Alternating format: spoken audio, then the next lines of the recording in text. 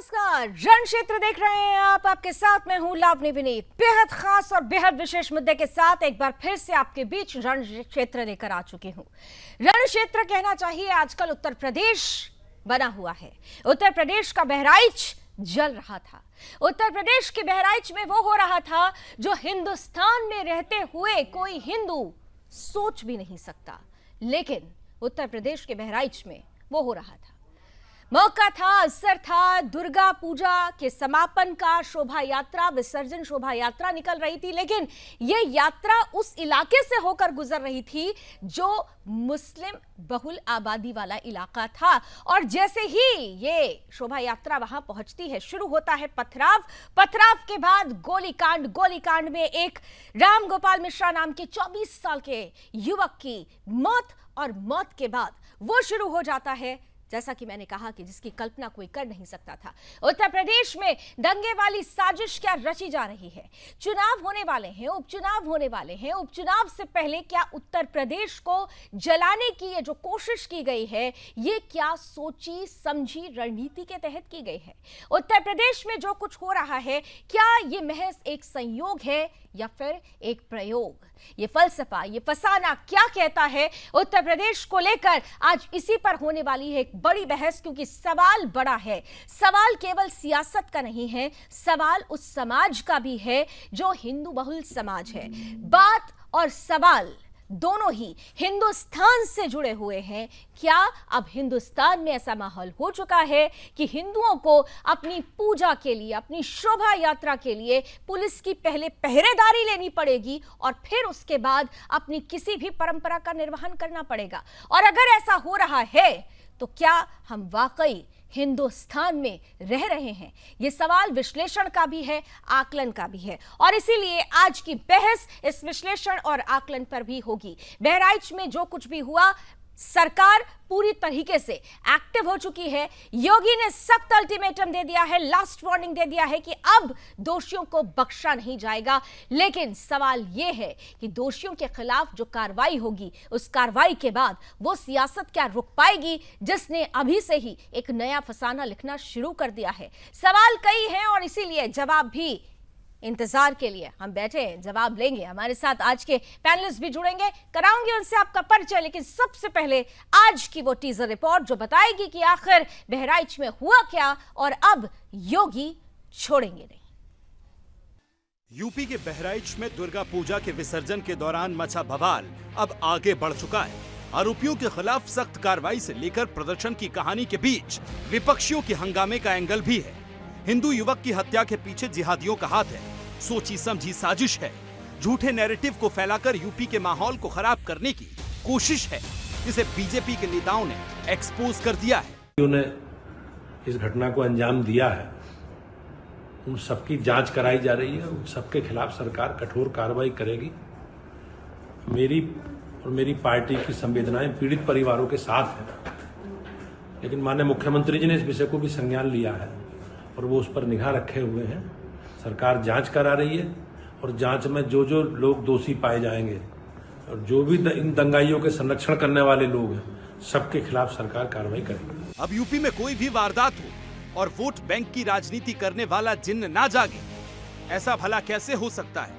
विपक्षी नेता बीजेपी सरकार को कानून व्यवस्था के नाम पर कोस रहे हैं। पीड़ित परिवार के लोगों के लिए इंसाफ की मांग भी पुरजोर है, मगर आरोपियों के मजहब को लेकर बयानबाजी करने से अभी भी बचने की कोशिश हो रही है। या तो ये डर है कि कहीं उपचुनाव से पहले वोट ना खिसक जाए। ये बहुत ही दुखद है और दर्दनाक है और बहुत ही संवेदनशील है। इस मौके पर समाज से, वहाँ के सभी समाज नागरिकों से, वहाँ के निवासियों से मेरा विनम्रतापूर्वक निवेदन है कि सौहार्द कायम करने में और आगे कोई घटना न हो, शांति कायम करने में अपना हर तरह से योगदान दें। और ये दर्दनाक भी बहुत दर्दनाक है और बहुत ही हृदय विदारक घटना है। और जहाँ तक ये कि पुलिस का अगर पहले से ठीक से इंतजाम किया होता या उस पर ध्यान दिया होता तो घटना न घटती। बहराइच में भड़के दंगे को लेकर सीधे तौर पर कई सवाल पूछे जा रहे हैं। सवाल कानून व्यवस्था पर जब उठे तो जिहादियों के इरादों पर क्यों नहीं, सवाल ये भी है। बहराइच में बवाल, सुलगते सवाल। कल बवाल के बाद आज कैसे भड़का दंगा? दंगे की साजिश के पीछे किसका हाथ है? विसर्जन में बवाल की प्लानिंग किसकी थी? ये वो तमाम सवाल हैं जो इस समय पूरे मामले को लेकर उठ रहे हैं। मृतक का अंतिम संस्कार तो हो गया है, मगर धधकती हुई चिता चीख चीख कर सवाल कर रही है कि आखिर कब तक उसकी तरह और भी हिंदू भाइयों को जिहादी साजिश का शिकार होना पड़ेगा। घृणित करती खबर आए दिन सामने आती रहती है, मगर बहराइच को दहलाने से किसको फायदा मिलेगा, ये खुद में एक बड़ा सवाल है। Bureau report, Sudarshan news.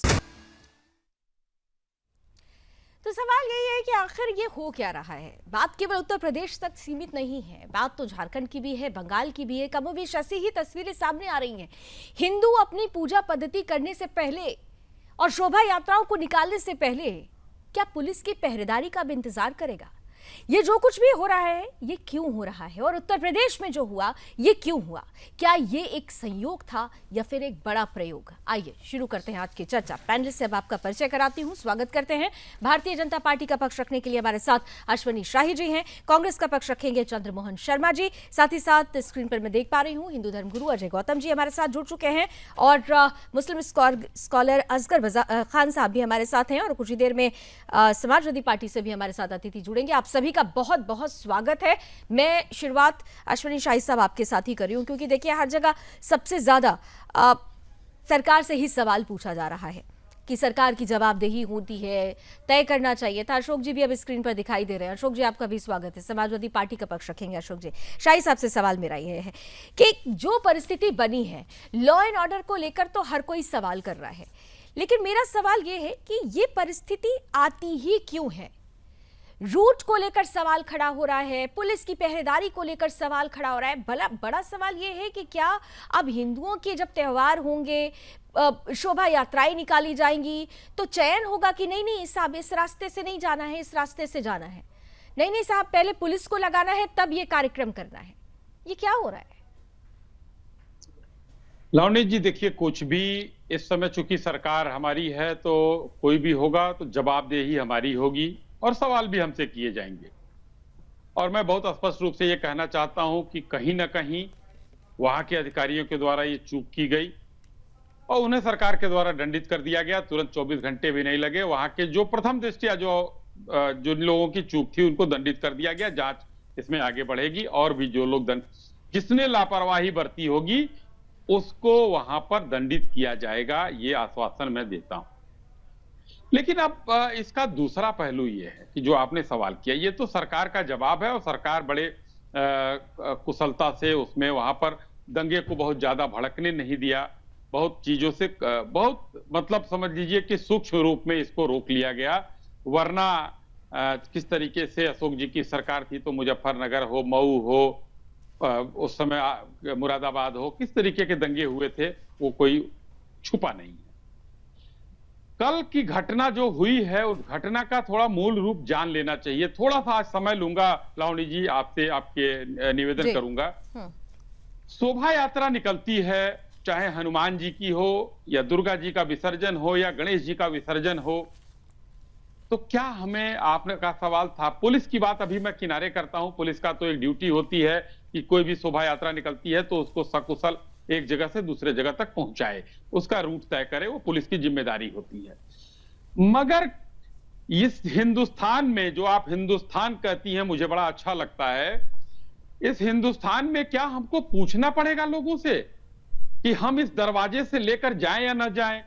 Akhilesh Yadav से पूछना पड़ेगा कि हम डीजे पर क्या बजाएं? मुहर्रम में हम जो लोग छाती पीटते हैं उनसे तो हम नहीं कहते हैं कि भाई ना करो। सबे बारात का जुलूस निकलता है, बहुत से जुलूस निकलते हैं, तो हम तो कुछ नहीं कहते हैं, हमारे तरफ से तो कुछ नहीं होता है। लेकिन जब उनके यहां से अचानक कहां से छतों से पत्थर निकल आते हैं। कल की घटना में क्या हुआ, जब ये 14-15 देवी जी की मूर्तियां जा रही थी विसर्जन के लिए, तो रास्ते में भीड़ लग जाती है, तो रुक रुक कर नाचते गाते लोग ले जाते हैं, आस्था का प्रदर्शन करते हैं और ले जाकर विसर्जित कर देते हैं। ये जो आतंकी मैं कहूंगा, जो ये हमीद था जो गिरफ्तार हुआ है, इस हमीद के दरवाजे पर ये एक शोभा यात्रा रुकी, वहां पर बजाया जा रहा था डीजे। उसका लड़का रिंकू निकलता है और वो कहता है कि यहां पर मत बजाओ। लोगों ने कहा कि क्यों ना बजाओ भाई, कहा नहीं हमारे दरवाजे पर नहीं बजेगा। तो बातें हुई, तो उसने क्या किया, पेन ड्राइव निकाल लिया जो बज रहा था, पेन ड्राइव निकाल लिया। उसके बाद बवाल हो गया, उसने कहा कि नहीं यहां पर नहीं बजेगा। उसमें कोई एक उत्साही लड़का जो है चढ़ गया छत पर, उसके छत पर हरे रंग का वो झंडा लगा था, उसको खींचकर उतारा। मैं कहता हूं कि सर्वथा उसने गलत किया, उसको भगवा नहीं लहराना चाहिए था। मगर भगवा लहराने का क्या यह है कि उसको गोली मार दी जाए, कानून हाथ में ले लिया जाए? उसको दंगाइयों ने किस तरीके से जो है, उन जिहादियों ने किस तरीके से गोली मारा है। 22 साल का लड़का 2 महीने पहले। सवाल यही बड़ा है, सवाल यही बड़ा है कि अगर इस तरीके की परिस्थिति थी अशोक जी, ठीक है अश्विनी जी, यही सवाल सबसे बड़ा है अशोक जी।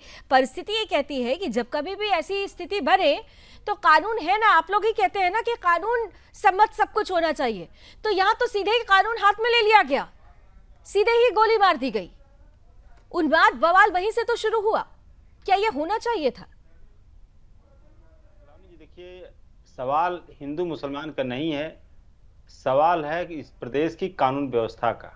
और जिस तरह से अब देखिए, महाराष्ट्र से लेकर के उत्तर प्रदेश तक भाजपा की जहां जहां सरकारें हैं, जिस तरह की वहां लोग कहते हैं कानून व्यवस्था डबल इंजन, लोगों को लग रहा है कि डबल इंजन नहीं बल्कि डुप्लीकेट इंजन की सरकारें चल रही हैं जहां जहां भाजपा की सरकारें। और उत्तर प्रदेश की बात अगर किया जाए तो स्पष्ट रूप से 4 जून 2024 के बाद, जब से भाजपा की यहाँ से सरकार जाते जाते बची या इनकी सीटें कम हुई, तब से लेके आज तक भाजपा का शीर्ष नेतृत्व लगातार प्रयास में था कि किस तरह से हिंदू मुस्लिम का दंगा भड़काया जाए, पोलराइजेशन किया जाए। इसका प्रयास आप देखिए कांवड़ यात्रा के दौरान भी हुआ कि कांवड़ रोड में पड़ने वाली दुकानों पर। फिर तो इसको दूसरी तरह से भी देखना चाहिए। आप ठीक है, आप आरोप लगाइए, जवाब शाही साहब देंगे, लेकिन यहाँ तो ये भी कहा जा सकता है ना कि जिस तरीके की परिस्थिति बनी है, जो तैयारी हो रही थी, जैसे कहा जा रहा है कि ये सब कुछ सुनियोजित था। अरे भाई, डीजे अगर बज रहा था तो गलत क्या है? अगर मुस्लिम बस्ती से हिंदू शोभा यात्रा निकल रही है तो गलत क्या है? पूछ के निकलेगी क्या साहब? रूट को लेकर बार बार आप लोग कह रहे हैं रूट तय कर लेना चाहिए था। हिंदुस्तान में रूट तय होगा क्या? सवाल तो ये है ना। देखिए लावनी जी, रूट का तय होना या रूट को या जुलूस को सही सलामत ले जाना या वो जुलूस में कोई इस तरह की बात ना होना, ये किसकी जिम्मेदारी है? ये जिम्मेदारी होती है प्रशासन की। मैं मानती हूँ आपसे, मैं आपकी बात से सहमत हूँ कि ये जिम्मेदारी प्रशासन की होती है, लेकिन ये जिम्मेदारी तो समाज की भी होती है ना। आप जिस समाज को डिफेंड करने के लिए आप बैठे हुए हैं, उसी समाज से कोई निकलकर अगर ये कहता है कि नहीं मेरे घर के सामने डीजे नहीं बजेगा, क्यों नहीं बजेगा? मेरे घर के सामने जय श्री राम के नारे नहीं लगेंगे, क्यों नहीं लगेंगे? हिंदुस्तान में जय श्री राम जय मां दुर्गा नहीं बोला जाएगा तो कहां बोला जाएगा?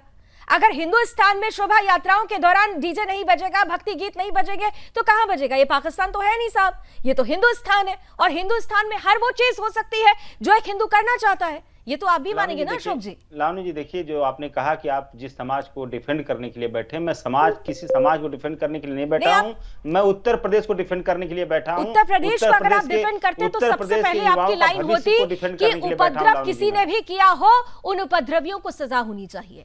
आपने क्या किया? एक साइड ले लिया, दूसरे साइड को नजरअंदाज किया। लावनी जी, मैं सिर्फ आपके चैनल के माध्यम से यही डिफेंड करने की कोशिश कर रहा हूं भाजपा के नेताओं से कि कृपया हमारे बच्चों के हाथों में तलवारें देकर के इस तरह दंगा मत भड़काइए, उनके भविष्य को अंधकारमय मत करिए। पत्थर किसने चलाए? इस तरह से अशोक जी, नहीं अशोक जी, भले चल जाए, इसका जवाब शाही साहब से जरूर लूंगी। मैं आपसे पूछूं, पत्थर किसकी तरफ से चले? हमारे नौजवानों के हाथों में तलवारें देकर के पत्थर किसकी तरफ से चले करवाया जा रहा है? अशोक यादव जी, शोभा यात्रा पर, विसर्जन यात्रा पर पथराव किसने किया? लावनी जी, अभी फरीदाबाद में आर्यन मिश्रा नाम के बच्चे को गोली मारी गई। बहराइच में शोभा यात्रा पर पथराव किसने किया?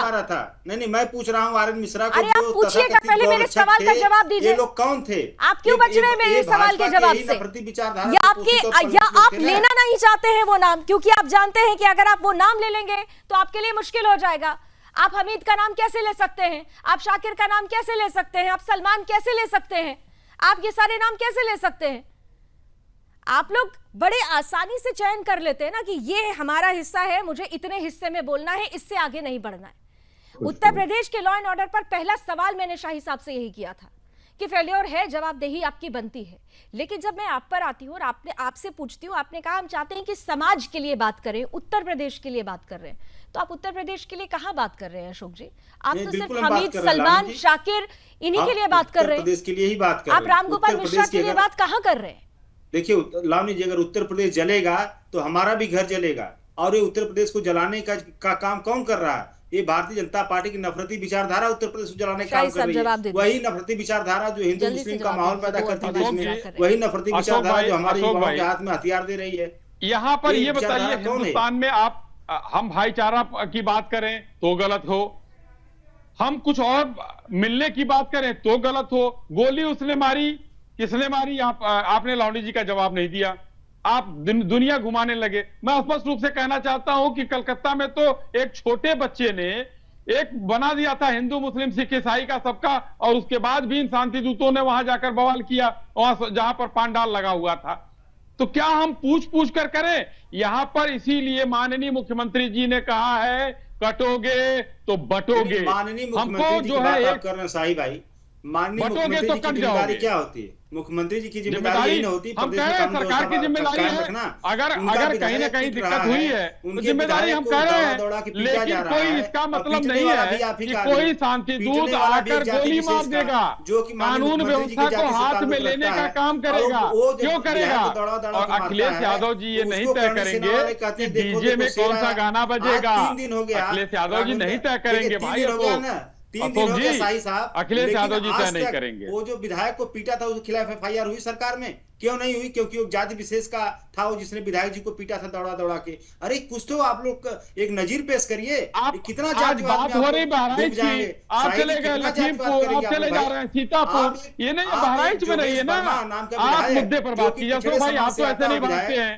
अशोक जी आप तो भागते नहीं है मुद्दे से, लेकिन आज आप बहराइच पर बात करिए, बहराइच के उन शांति दूतों का क्या करना चाहिए, उनको कानून में आप उनको प्रश्रय क्यों दे रहे हैं? ये आपके ऊपर, ये मजबूरी है अशोक जी या शाही जी, मजबूरी है आप लोगों की अपनी अपनी तरफ से। अशोक जी की मजबूरी है कि वो हामिद का नाम नहीं ले सकते, सलमान का नाम नहीं ले सकते। क्या करेंगे भाई, उपचुनाव होना है, कहीं गड़बड़ ना हो जाए। लेकिन क्या ये सीधे सीधे समाज के साथ, अपने राज्य के साथ ये नाइंसाफी नहीं है, यह न्याय नहीं है? चंद्रमोहन जी के पास सीधे चलते हैं, आइए जरा कांग्रेस से भी उसका पक्ष जान लेते हैं। चंद्रमोहन जी, ये कहा जा रहा है कि उकसाया जाता है, पत्थरबाजी हो जाती है, गोली चल जाती है और उसके बाद सियासत शुरू हो जाती है। ठीक है क्या ये चंद्रमोहन जी? देखिए लावनी जी, कोई भी गलत चीज कभी सही हो नहीं सकती। अब फर्क यह है कि उस गलत चीज, गलत वक्तव्य, गलत दृष्टांत को गलत कहने वाला व्यक्ति गलत कहे और सुनने वाला उसको गलत को सही के या गलत के, उसका मापदंड है। और ये पैमाना आज के ये पैमाना और मापदंड आज की डेट में हिंदुस्तान में बदल गया है। वो मैं वहां से शुरू करता हूं कि हिंदुस्तान और हिंदुस्तान, देखिए कितनी जल्दी लपक लिया भाजपा के प्रवक्ता ने कि लावनी जी हिंदुस्तान कहती हैं, हम हिंदुस्तान बोलते हैं, हमारे लिए तो हिंदुस्तान है ये। लावनी जी मैं अभी मेरे को बोलने दीजिए। हाँ बोल लीजिए, लेकिन मैंने बता दिया कि हमारे लिए तो हिंदुस्तान है। मैं सुनूंगी सर, आपकी सुनिए। हाँ बोलिए सर, बोलिए। हिंदुस्तान और हिंदुस्तान को कैसे लपक लिया भाजपा के प्रवक्ता ने? अब मैं आपकी बात नहीं कर रहा हूं। क्यों? क्योंकि जब अपनी सहूलियत के लिए जैसी रोटी का स्वाद मिल रहा हो तो वही लिया जाएगा। क्योंकि सुना है कि सरहदों पे तनाव है, चुनाव आने वाले हैं। ये किसी ने गलत नहीं कहा है। भाजपा बिल्कुल लपकेगी इसको, और भाजपा को लपने का अधिकार है, क्योंकि चुनाव आने वाले हैं। 10 ऐसे चुनाव आने वाले हैं जो ये डिसाइड करेंगे कि उत्तर प्रदेश का मुखिया वर्सेस शर्मा जी, शर्मा जी एक सेकंड शाही साहब, एक सेकंड। हाँ ठीक है चंद्रमोहन जी, एक सेकंड। हाँ शाही साहब उनको 20 सेकंड बोले, जो और किसी के बीच में नहीं बोले थे। ठीक है 20 सेकंड पूरा कर लेने दीजिए उन्हें, पूरा कर लीजिए। जवाब देना आराम से। हाँ चंद्रमोहन जी पूरा कर लीजिए जल्दी से। उत्तर प्रदेश का शीर्ष नेतृत्व और सेंटर का शीर्ष नेतृत्व का चुनाव, तो सुना है सरहदों पे तनाव है तो चुनाव आने वाले हैं। अब विषय क्या होता है? जब एक राष्ट्रीय पार्टी का प्रवक्ता हिंदुस्तान और हिंदुस्तान को पकड़े और साथ के साथ बरीच के शांति दूत और बरीच के आतंकवादी में डिवाइड कर दे, तो उस अमन और उस सूबे में अमन नहीं, गलत क्या है? अच्छा ठीक है, इसका जवाब शाही साहब तो लेंगे, लेकिन मुझे बता दीजिए इसमें गलत क्या है? आपको हिंदुस्तान से परेशानी क्यों है? कांग्रेस के प्रवक्ता आप हैं, आपको अधिकार है कि आप बीजेपी के प्रवक्ता से ये सवाल करें, लेकिन इस देश का नागरिक होने के नाते, एक हिंदुस्तानी होने के नाते मैं आपसे एक प्रश्न पूछती हूं कि आपको हिंदुस्तान से क्या समस्या है? देखिए, अभी मैं आपकी बात का जवाब बाद में दूंगा। नहीं, मुझे मेरी बात का जवाब अभी चाहिए, क्योंकि ना बिल्कुल नहीं। बात अगर हिंदुस्तान की होगी तो मुझे आपसे पूछना पड़ेगा, मुझे आपसे ये पूछना पड़ेगा कि जो लोग गोली चला देते हैं, जो लोग पत्थरबाजी करते हैं, अगर उनको आतंकी ना कहा जाए तो क्या कहा जाए? जो लोग शोभा यात्राओं पर अभद्र टिप्पणी करते हैं, उनको क्या कहा जाए? चंद्रमोहन जी, देखिए, अभी आपने पहली लाइन आपकी मुझे बहुत अच्छी लगी थी, जब आपने कहा कि हम सभ्य समाज की बात करते हैं, लेकिन सभ्य समाज पर आते आते फिर आप सहूलियत की राजनीति करने लगेंगे, तो फिर तो आपसे सवाल पूछा जाएगा ना। सभ्य समाज में सहूलियत की राजनीति कहीं नहीं आती, सभ्य समाज में समानता आती है। जो गलत वो गलत, जो सही वो सही। देखिए लावनी जी, एक तो बिल्कुल आप मेरे साथ बहुत मेरी डिबेट में रहे हैं और आपके डिबेट में बहुत रहा हूं।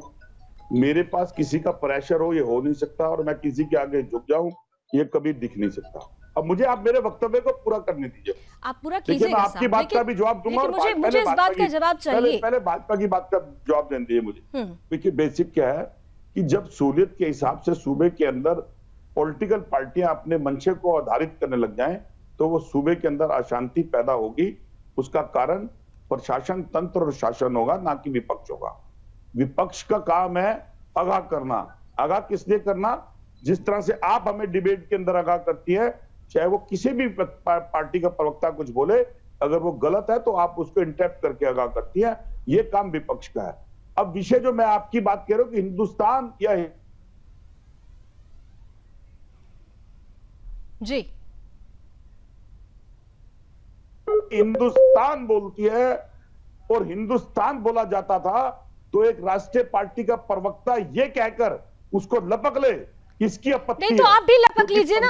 उन्होंने लपक लिया तो आपको मना किया था क्या मैंने? आप भी लपकिए ना, आप भी हिंदुस्तान को हिंदुस्तान बोलिए। आप क्यों हिंदुस्तान पर डटे हुए हैं? आप हिंदुस्तान को डिफेंड कर रहे हैं, इसका मतलब आप सिलेक्टिव हो गए ना। आपने कहा ना जहां गलत होता है मैं उसको रोकती हूं, तो जहां पर शाही साहब गलत थे मैंने उनको रोका कि आप डिफेंड मत करिए, अगर लॉ एंड ऑर्डर गलत हुआ तो रिस्पॉन्सिबिलिटी आपकी है। तो मैं आपसे भी पूछ रही हूँ कि आप सिलेक्टिव हो रहे हैं, आप लपकिए ना हिंदुस्तान को। हिंदुस्तान को लपकने में आपत्ति क्या है? यही तो समस्या है, यही तो समस्या है। आप हामिद के लिए खड़े हो जाएंगे, लेकिन हरी के लिए खड़े होने के लिए आप पहले सबसे पहले तर्कश से आपके तीर निकलेंगे, तमाम तर्क होंगे जो गले के नीचे नहीं उतरते। और हिंदुस्तान और हिंदुस्तान में यही एक अंतर है। अजय गौतम जी, बिल्कुल अभी ठीक है, 20 सेकंड सर, 20 सेकंड, 3 और मेहमान इंतजार कर रहे हैं, 20 सेकंड बोल लीजिए, बोल लीजिए। मेरे लिए ना हमीद है, ना मेरे लिए राहुल है, ना मेरे लिए जसबीर नहीं, हमीद तो है सर, हमीद तो आपके लिए है, इसीलिए रामगोपाल मिश्रा के लिए आपके लिए एक शब्द नहीं निकली सर। मेरी बात को पूरा नहीं दीजिए। मेरे लिए ना हमीद है, ना राहुल है, ना जसबीर है। मेरे लिए मेरे देश का वासी, मेरा वतन का वासी है। मेरे लिए वो हिंदुस्तानी पहले है, और मेरा अधिकार है वो पूछता उस सरकार के साथ, जिस सरकार के अंदर डबल इंजन की सरकार और उसके रहते हुए अरे झारखंड में तो आप है ना, पश्चिम बंगाल में तो आप ही के गठबंधन के लोग हैं ना, वहाँ क्या हो रहा है? उत्तर प्रदेश को तो आपने सेलेक्ट कर लिया, आप झारखंड पर या बंगाल पर क्यों नहीं जाते हैं? आप झारखंड या बंगाल की बात क्यों नहीं करते हैं? आप लोग सेलेक्टिव क्यों हो जाते हैं? क्या बात कर रहे हैं साहब? छोड़िए ना। ऐसे मुख्यमंत्री की है सर, सहूलियत और सिलेक्टिविज्म दिख रहा है। अजय गौतम जैसे कांड क्यों होते हैं? अजय गौतम जी, आपने तीनों ही पॉलिटिकल पार्टीज के लोगों को सुन लिया। अब मैं आपसे आपकी राय जानना चाहती हूँ कि ये जो परिस्थिति है, ये परिस्थिति कहाँ लेके जा रही है? बहराइच में जो कुछ हुआ, हमने तस्वीरें देखी हैं और प्रत्यक्ष को प्रमाण की जरूरत नहीं होती। उस बच्ची को हमने सुना है जिसके भाई को गोलियों से छलनी कर दिया गया। वो बच्ची ये कहती है कि पहले ही तैयारियां हो रही थी, पहले ही पत्थर रखे गए थे। ये कोई पहली बार नहीं है, राष्ट्रीय राजधानी दिल्ली में भी हमने देखा था ऐसे ही छतों पर किस तरह से पत्थर रखे गए थे, यानी तैयारी पहले से थी। देखिए, बहराइच जो है पिछले 1 महीने से चर्चा में है। पहले चर्चा थी कुछ आदमखोर भेड़िए इन छोटे बच्चों को गांव से उठाकर ले जाते थे और उन्हें खा जाते थे। आज दूसरे भेड़िए एक धर्म विशेष के भेड़िए हमारे एक हिंदू भाई को खा गए, हमारे धर्म से जुड़े हुए लोगों की संपत्ति खा गए, उनकी दुकानें, जमीन जायदाद खा गए। फर्क ये है, पहले भेड़ियों का जो काम था वो छोटे बच्चों को खाना था, आज भेड़िए बदल गए हैं। आज भेड़ियों ने जो है डीजे के नाम पर गोली मारी, डीजे के नाम पर आगजनी करी, डीजे के नाम पर सरकारी संपत्ति लूटी और हमारे सनातन धर्म की संपत्ति लूटी। भेड़िए अभी भी बहराइच के अंदर हैं। पहले 8 भेड़िए सरकार ने मारे थे, बाकी सरकार क्या करेगी ये उसके ऊपर है। अब मैं आता हूं कि ये होता क्यों है, वास्तव में क्यों है। देखिए, जब तक हिंदू इजराइल से प्रेरणा लेकर पत्थर का जवाब गोली से और गोली का जवाब बम से देना नहीं सीखेगा, ये हिंदुओं के साथ होता रहेगा। ये मेरी बड़ी स्पष्ट राय है। क्योंकि आप कब तक इंतजार करोगे, कितने सालों से इंतजार करोगे। आजादी के बाद से लेके अब तक, इसी साल के अंदर कह लीजिए, चाहे पश्चिम बंगाल की घटना हो, मध्य प्रदेश की घटना हो, यूपी के बहराइच की घटना हो या बाकी जगह की घटना हो, जहां भी रामनवमी का जुलूस निकलेगा वहां पर आतंकवाद होगा। दिल्ली जैसी राजधानी के अंदर होगा, यहाँ भी गोलियां चलती हैं, पुलिस वालों के सामने चलती हैं। मैं ये पूछता हूँ कि हमने तो कभी आपके मुहर्रम पे नहीं रोका, हमने तो कभी शब्बे रात पर नहीं रोका, हमने तो बाकी कभी जगह आपको अटैक नहीं किया। ये मानसिकता जब तक भरी रहेगी, जब तक ये रहेगा कि नहीं हमें रेल की पटरियां उखाड़नी है, वंदे भारत ट्रेन पे पत्थर फेंकने हैं, रेल की लाइनों पे सिलेंडर रखकर आने हैं, धर्म विशेष के जल्लू कांवड़िए निकलेंगे तो उन्हें उनके ऊपर मांस फेंकना है, जब तक ये धारणा रहेगी तब तक लावनी जी इस देश के अंदर ये समस्या बनी रहेगी। और मैं वापस से कह रहा हूं, मेरा मत बिल्कुल स्पष्ट है। आपको इजराइल से प्रेरणा लेनी पड़ेगी। जो आपके दुश्मन हैं, जो आपके धर्म के दुश्मन हैं, चाहे जो आपके बहन बेटियों के दुश्मन है, आपको गाजा पट्टी जैसा हाल उनका जब तक नहीं करोगे, आप मान लीजिए आप खुलकर कह रहे हैं, लोग कहेंगे आप हेट स्पीच फैला रहे हैं, लेकिन उस सच को, उस आधार को नहीं समझेंगे। एक छोटा सा ब्रेक मुझे लेना पड़ेगा, लेकिन अमितोष पारिक साहब और असगर खान साहब भी हमारे साथ जुड़े हुए हैं। और जिस तरीके से बहराइच में आग लगी और इस आग ने कई सवाल खड़े किए हैं और इन्हीं सवालों पर हो रही है बड़ी बहस। सीधे बिना समय गंवाए असगर साहब के पास चलती हूँ, मुस्लिम स्कॉलर हमारे साथ जुड़े हुए हैं। असगर खान साहब, सबसे महत्वपूर्ण सवाल ये है, क्या ये मुस्लिम बाहुल इलाकों से जब कभी भी हिंदू शोभा यात्रा निकलेगी तो क्या पूछ कर परमिशन लेनी पड़ेगी? नहीं निकल सकती हिंदू शोभा यात्रा, देवी देवताओं की विसर्जन की यात्रा नहीं निकल सकती है? देखिए, मैं पेशे से वकील हूं और मैं आपको ये बता दूं, क्योंकि बहुत करीब से रोज कानून को देखता हूं, पुलिस एडमिनिस्ट्रेशन अगर कहीं कोई चाहे, एक एसएचओ अगर चाहे कि उसके इलाके में एक पत्ता ना हिले तो नहीं हिलेगा। मैं अपना एक्सपीरियंस, मेरा 40 साल का एक्सपीरियंस है, मैं आपसे शेयर कर रहा हूँ। लेकिन तमाम बातों के बावजूद आपकी बात बिल्कुल सही है कि wrong is wrong, right is right. अगर गलत है तो वो गलत है, किसने किया, क्यों किया, कैसे किया, कब किया, कहाँ किया, क्या जुरिडिक्शन था, उसको लेके हमारे मुल्क का कानून है, सख्त से सख्त कार्रवाई होनी चाहिए। इन्वेस्टिगेशन बड़ी एजेंसियों को देना चाहिए, चाहे वो सीबीआई हो, क्राइम ब्रांच हो, विजिलेंस हो, अलावा लोकल पुलिस के भी जरूर देने चाहिए। और हर एंगल से इन्वेस्टिगेशन भी होना चाहिए। इस एंगल से भी होना चाहिए कि कहीं कोई प्लांटेड मामला तो नहीं है, कहीं कोई प्लांटेड मामला तो नहीं है। नागलोई में इससे पहले हमारे कुछ दोस्त साथी इस पैनल पे मुस्कुरा रहे हैं, हंस रहे हैं, मेरी बात का जवाब दे देना आप बाद में, लेकिन मेरी बात सुन लें। नागलोई में, यहाँ शायद नागलोई थी जहाँ पे एक बार और इससे पहले जुलूस गया और उससे पहले पथराव हुआ, उसकी एक क्लिप मेरे पास आज तक रखी है कि जिसको पत्थर मार के लोग जो भाग रहे थे उनको जो बाद में पकड़ा तो पता चला वो नॉन मुस्लिम थे, उसी जुलूस के साथी थे। खान साहब, इसमें तो नहीं, आप तो कानून की जानकार हैं ना, इसमें तो नाम सामने आ गया है ना। नहीं सुनिए जरा, मैं आप ही की बात सुनूंगी, मुझे इजाजत दे रही हैं, I'll give you more and more time, लेकिन आप ये सुनिए ना, जो नाम आए हैं वो नाम तो क्लियर है ना। व्यू शेयर कर रहा हूँ, हाँ, मैं अपना व्यू शेयर कर रहा हूँ आपसे, नहीं मैं अपना व्यू शेयर कर रहा हूँ। आप ये, मैं तो कह रहा हूँ ना कि भाई मैं थोड़ी इन्वेस्टिगेशन करूंगा, मैं तो कह रहा हूँ कि मेरा व्यू ये है कि हर एंगल से करना चाहिए। नहीं तो हर एंगल से जांच शुरू तो हुई, नाम हामिद का, सलमान का, अब्दुल का, शाकिर का, तो क्या आप एंकर हैं, देखिए आप एंकर हैं and anchor should not be biased. I'm not biased. I'm not biased. I'm clear with my point, sir. I am very much clear about my point. ऐसा लगता है आप जलेबी की तरह गोल गोल घुमाइएगा। मैं सीधे बात करूंगी, मैं सीधी बात करती हूँ असगर साहब। आप हमीद और एडवोकेट हैं, हरी, इसीलिए राम मैंने और आपसे रहीम, पूछा। आपने सब- कहा कि नाम दूसरे आए बाद में इन्वेस्टिगेशन में। इसीलिए यहाँ तो तो कह सीधे रहा हूं, सीधे मेरी बात तो एफआईआर जो सुनिए पूरी। लॉन्च की गई है उसमें जो नाम आप- है वो हामिद शाकिर सलमान अब्दुल है ना देखिए, साहब? आप नहीं चाहती कि हम सबके व्यू लोगों तक पहुंचे। बिल्कुल या सही पहुंचे बात लोगों सर, तक- बिल्कुल पहुंचे, सुनिए, लेकिन हमारी एक बात- नैरेटिव नहीं सेट बात हो करने दीजिए। जो है प्रूफ पर हमें आइए बात ना। कर- नहीं मैं प्रूफ भी मैं आप सवाल करिए, मैं No, you proof are की बात evading my करता हूं। points, sir. You are evading my points. I had already heard You what your you point, are evading and my I'm- points I'm continuously. explaining- आप क्यों नहीं I'm आप Hamid putting पर my बात view. कर रहे हैं? आप क्यों And सलमान I'm के नाम putting पर my चुप हो view जाते and हैं? the anchor आप is क्यों bound शाकिर to- के नाम पर चुप हो जा रहे हैं? मैं कहाँ चुप हो रहा हूँ? मैं तो कह रहा हूँ कि नाम लिए। मेरे लिए राम और रहीम, हरी और हामिद दोनों बराबर हैं। इस मुल्क के नागरिक हैं। अभी हमसे पहले कांग्रेस के और सापा के प्रवक्ता ने कहा आपको गलत बात क्यों लग रही है ये बात? हम सब हिंदुस्तानी हैं। आप मैं हिंदुस्तानी आपसे हैं बार सर। बार कहता हूँ, आप अरे हिंदुस्तानी साहब, होते मैं तो तो यहाँ पर सबसे पहले ये बात होती कि शोभा यात्राओं को निकालने के लिए तय नहीं होगा कि इस रूट से शोभा जाना है या यात्राओं उस में- रूट से जाना है, सुनिए, इस रूट से जाना है या उस रूट से जाना है, सुनिए, ये तो तय होने की बात ही नहीं, नहीं नहीं, थी। सुनिए, हिंदुस्तान सुनिए, हिंदुस्तान मैं में आपको कहता हूं, हिंदुस्तान में भाईचारे आपके की अगर चैनल- बात होती मैं तो आपके गोली चैनल चलती से- ही नहीं, आप गोली चाहती चलती नहीं ही कि- नहीं साहब। आप चाहती नहीं कि बात लोगों तक पहुंचे। अरे बोल लीजिए आप 20 नहीं चाहेंगे। सेकंड बोल लीजिए जब क्या है कोई मन की आदमी बात, आपकी बोलिए। दुखी अच्छा बोल हाथ लीजिए रखेगा, बोलिए। तो आप उसको नहीं बोलने देंगे, हमें मालूम बोलिए। है। आपने भी सापा के भी प्रवक्ता को नहीं बोलिए। बोलने दिया, कांग्रेस के प्रवक्ता को। इसीलिए कि वो बोलिए जो बात मिस्टर खान, कहेंगे जारी- बोलिए, सुन रही हूँ मैं। देखिए मैं कहता हूँ इस मुल्क के आप जो बात कह रही हैं आप सही कह रही हैं, लेकिन मैं तो ये कहता हूँ उसमें और मैं इजाफा करता हूँ आपकी बात में कि इस मुल्क के माहौल को बदलना होगा। हमें तलवार और त्रिशूल बांटना बंद करने होंगे, हमें फूल और प्यार बांटना होगा। अरे कितना बांटेंगे फूल और प्यार? फूल और प्यार कितना बांटेंगे और कौन बांटेगा?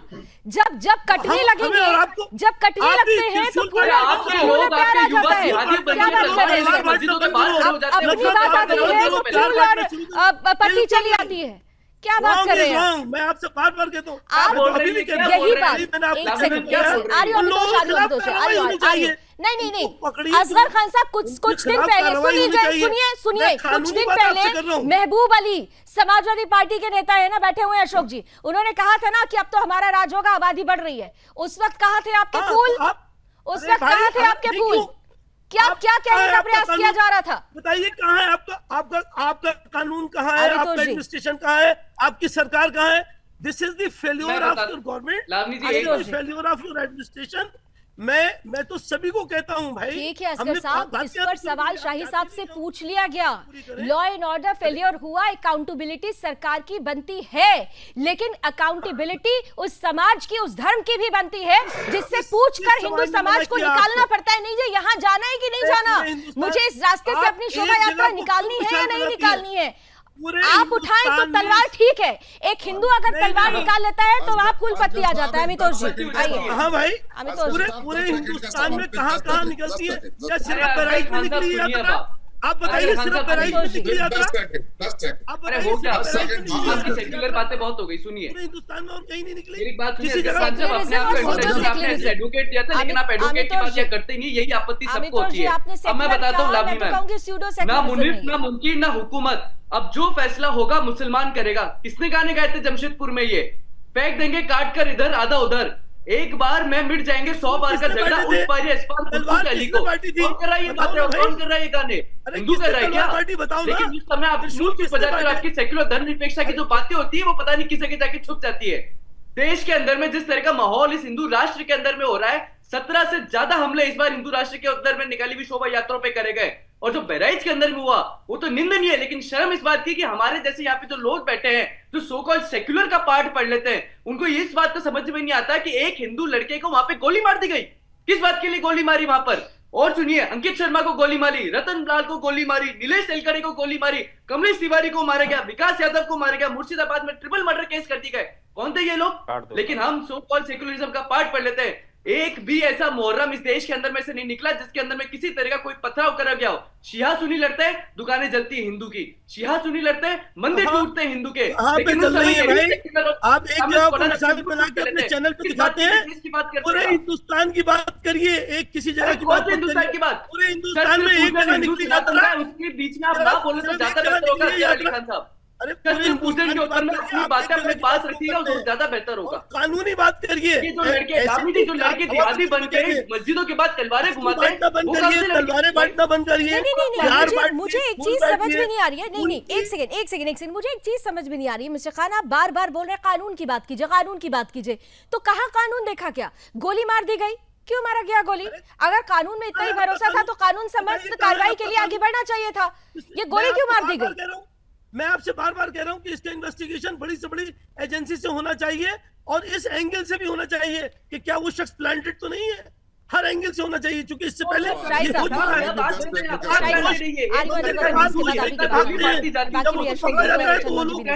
अश्विनी शाही साहब, ठीक है, एक सेकंड जवाब ले लीजिए, आइए अश्विनी जी से जवाब ले लीजिए। बीजेपी का प्रक्षेपण। असगर जी ने यहाँ बैठते ही कहा कि मैं वकील हूँ, लेकिन बात किस चीज की कर रहे हैं? वही सांतुदितों के पक्ष की बात कर रहे हैं, क्योंकि वही है किसी के पक्ष की बात नहीं कर रहे हैं हमने। अरे सुनिए, आपने सुना ही नहीं, सुनिए ना, जवाब सुन लीजिए। इन्होंने कहा तलवार, सुनिए, अरे सुनिए, तो तलवार बांटना बंद कीजिए। मैं लाउडी जी आपसे कहना चाहूंगा कि अभी आपका एक वीडियो चल रहा था जिसमें वहां पर लोग चल रहे थे।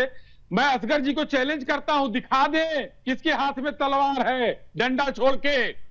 तलवार बांटना और अपनी रक्षा करना, आपका मुहर्रम का जुलूस निकलता, हर हाथ में तलवार होती है, हम लोग रोकते हैं क्या? हम लोग कहीं कुछ कहते हैं? और यहाँ पर डंडे लेकर निकल रहा, आप कह रहे तलवार लीजिए। और वो हामिद, उसकी हिम्मत कैसे हुई कि एक लड़के को गोली मार दे, क्योंकि उसकी गलती क्या भाई? तो उनके छत पे चढ़ गया था, गलती थी उसकी। इन्वेस्टिगेशन कीजिए, डीजे बंद करिए इन्वेस्टिगेशन, और ये भी देखिए कि वो हामिद है या नहीं। हामिद है, बंगाल में किसने उसको प्लान किया है? गवा में क्या हुआ? छत्तीसगढ़ गवा में क्या हुआ? क्या नाम है, झारखंड में इजाजत नहीं है। जरा देखिए ना, कानून अगर लेंगे तो कानून से चलना पड़ेगा। आपसे पहले हमने कहा इन्वेस्टिगेशन कीजिए। असगर खान साहब, आप बार बार कानून की बात कर रहे हैं, ठीक है, एक सेकंड अश्विनी शाही साहब, मैं जितना लगातार आपको सुन रही हूँ असगर खान साहब, आप बार बार एक ही बात कह रहे हैं, कानून के हिसाब से चलना होगा, कानून के हिसाब से चलना होगा।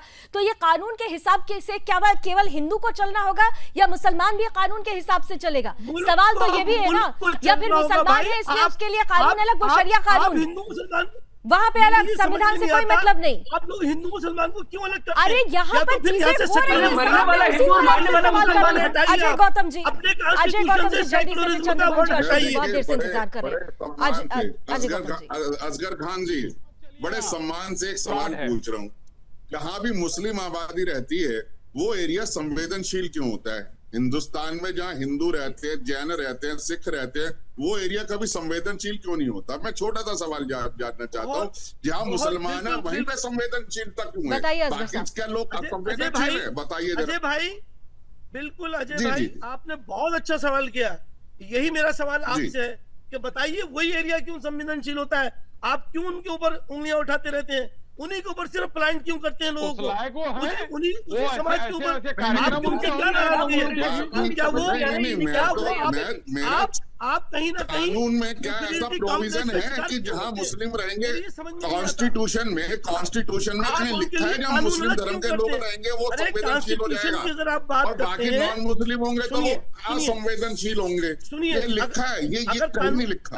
ये हरकतों की वजह से, ये हरकतों की वजह से, क्योंकि अगर मैं कानूनी तौर पर बात कर रहा हूँ, मत करिए आप मैं हिंदू मुस्लिम की बात ही नहीं कर रहा, मैं बात कर रहा हूँ कि जहाँ भी मुसलमान रहते हैं। देश में असगर साहब, इस देश में खुद राष्ट्रीय राजधानी में हम लोग रहते हैं और आप भी जानते होंगे कि दिल्ली में ही कई ऐसे इलाके हैं जहां पर पुलिस को भी जाने से पहले 100 बार सोचना पड़ता है। इस देश में कई ऐसे इलाके हैं वहां पर हिंदुओं को जाने में सोचना पड़ता है और ये आप भी जानते हैं।